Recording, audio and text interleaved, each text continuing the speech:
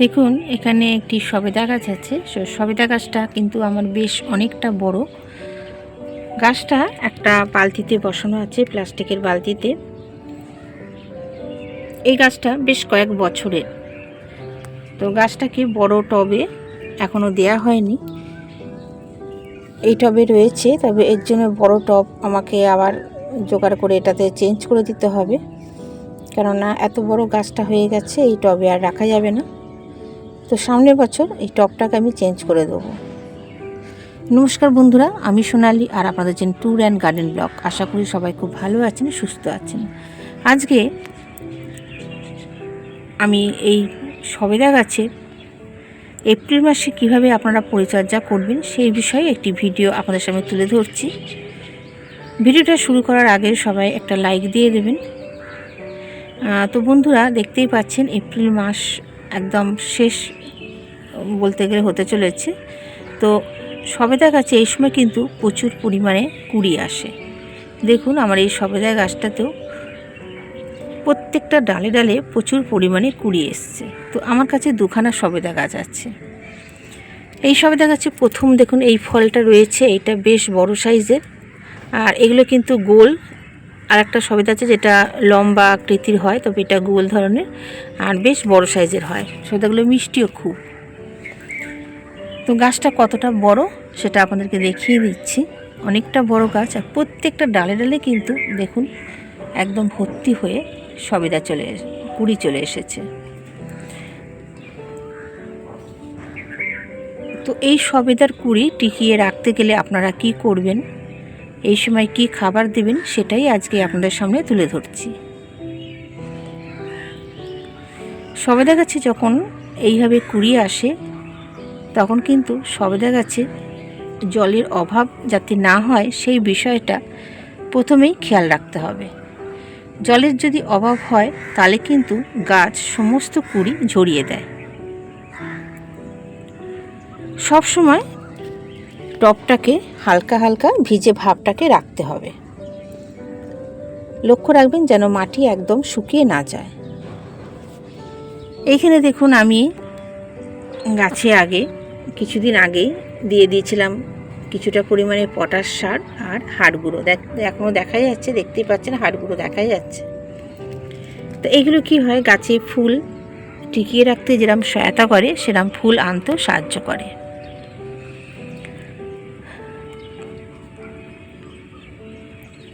এখন যেহেতু গরম, প্রচণ্ড পরিমাণে রোদের তাপ, তো গাছটাকে দুবেলা পারলে একটু জল দিয়ে স্নান করিয়ে দেবেন।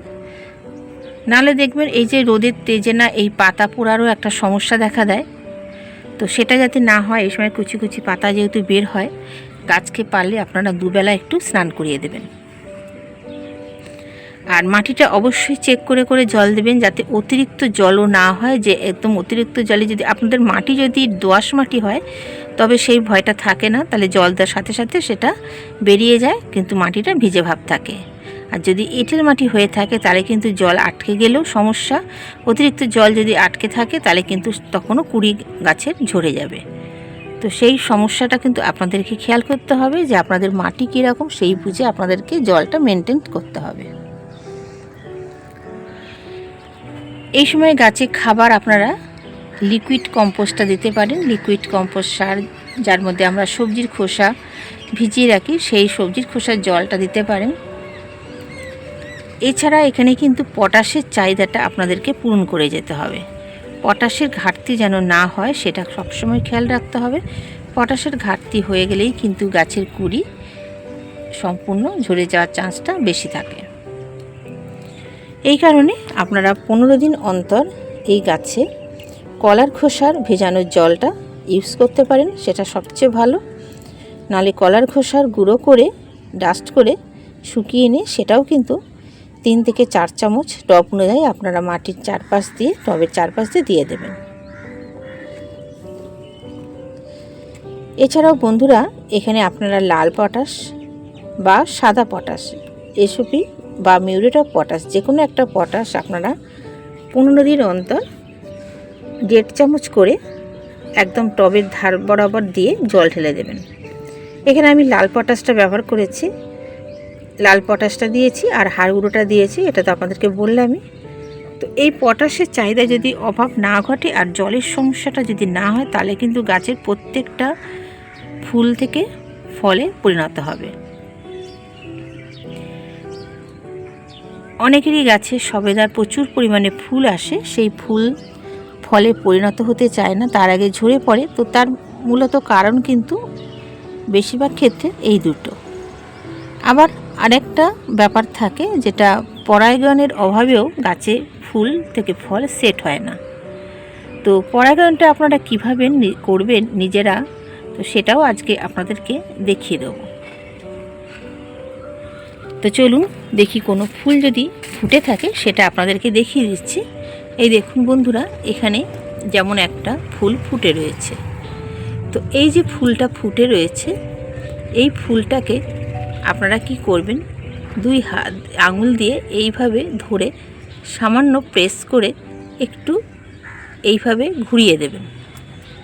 সামান্য প্রেস করে একটু ঘুরিয়ে দেবেন, ব্যাস, এতেই কিন্তু পরাগায়নটা হয়ে যায়। তো এইটা আমরা হাতের সাহায্যে করতেই পারি। যখনই কিছু কিছু ফুল এরম ফুটতে দেখবেন, আপনারা হাতের সাহায্যে একটু চেপে চেপে দেবেন, দেখবেন এতেই পরাগায়নটা হয়ে যায়, এতে কিন্তু ফল সেট হয়ে যায়। এই দেখুন, এখানে আমি একটা করে দিয়েছিলাম, দুদিন আগে ফুটেছিল, এটা কিন্তু সেট হয়ে গেছে। তো এইভাবে যখনই ফুল ফুটতে দেখবেন, আপনারা যদি দুই একটা আপনাদের হাতের সাহায্যে এইভাবে চেপে চেপে দেন ফুলগুলোকে, তারে কিন্তু পরাগায়নটা অনায়াসেই হয়ে যায়। আরেকটা বিষয় আপনাদেরকে খেয়াল রাখতে হবে, সার দেওয়ার সময় কখনোই কিন্তু গাছের মাটির অতিরিক্ত খুঁড়বেন না। অতিরিক্ত খুললে কী হবে, ওপরে যে শেকড়গুলো থাকে, যেগুলো গাছের খাবার সংগ্রহ করে, সেই শেকড় কেটে গেলে এই সময় কিন্তু গাছের ক্ষতি হবে। তো সেই দিকটা আপনাদেরকে নজর রাখতে হবে। আপনারা ওপর খাবারটা দিয়ে দেবেন, দিয়ে জল ঢেলে দেবেন, দরকার হয় ওপরে একটু হালকাভাবে মাটি দিয়ে দিতে পারেন, যেন বেশি পরিমাণে খুঁড়বেন না, তাহলে কিন্তু শেকড় অনেকটা পরিমাণে কেটে গেলে গাছের ফল আসতে কিন্তু ক্ষতি হয়ে যাবে। এখানে দেখুন, আমার আর একটা সবেদা গাছ আছে। তো এই সবেদা গাছটা আমি এই বছরই নিয়েছি, আর এই গাছটাও কিন্তু গরম পড়তেই গাছের পাতা ছাড়তে শুরু করে দিয়েছে। সুন্দর সুন্দর কচি পাতা ছাড়ছে, আর দেখুন দু একটা করে কুড়িও কিন্তু আসতে শুরু করে দিয়েছে। এটা কি সবেদা, এই বছর আমি একটা রাখবো, দেখব কেমন ধরনের ফল হয়। ওইটা যেমন গোল আকৃতির বেশ বড় সাইজের সবেদা হয়, এটা কি সবেদা সেটা আমাকে দেখতে হবে। তো এই গাছের ফলগুলো হলে আপনাদেরকে অবশ্যই আপনাদের সাথে শেয়ার করে নেব। তো এই গাছেও দেখতেই পাচ্ছেন, এটা আমি একটা ক্যারেটের মধ্যে বসিয়েছি, আর এখানেও কিন্তু আমি হাড় গুঁড়ো আর পটাশটা দিয়ে দিয়েছি।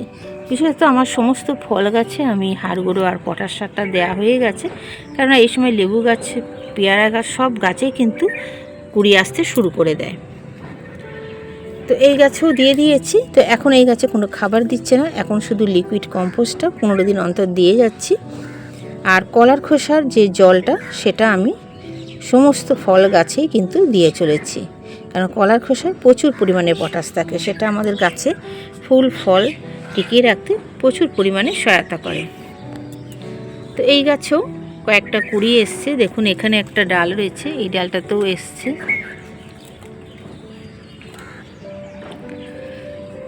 তো সবেদা গাছ কয়েকটা প্রজাতির হয়, ভেরিগেটেড সবেদাও আছে। আপনারা আপনাদের ছাদ বাগানে কয়েকটা প্রজাতির সবেদা গাছ নিয়ে এসে লাগাতে পারেন। সবেদা গাছে কিন্তু প্রচুর পরিমাণে ফল ধরে, প্রচুর ফল ধরে, আর ফলগুলো যেমন সুমিষ্ট হয়, দেখতেও কিন্তু সুন্দর লাগে।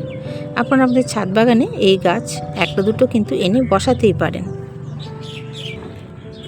রোগ পোকা বলতে এই গাছে সেরকম দেখা যায় না, তবে মিলিবাগ দেখা যায়। মিলিবাগ পাতার একদম যে ডগাগুলো, এখানে দু একটা করে মিলিবাগ দেখা যায়, সেগুলো আপনারা খেয়াল করবেন। যদি মিলিবাগ হয়, মিলিবাগ একতারা আপনারা নিয়ে এসে, একতার একটা ওষুধ নিয়ে এসে সেটা 1 লিটার জলে গুলে ভালো করে গাছে স্প্রে করে দেবেন।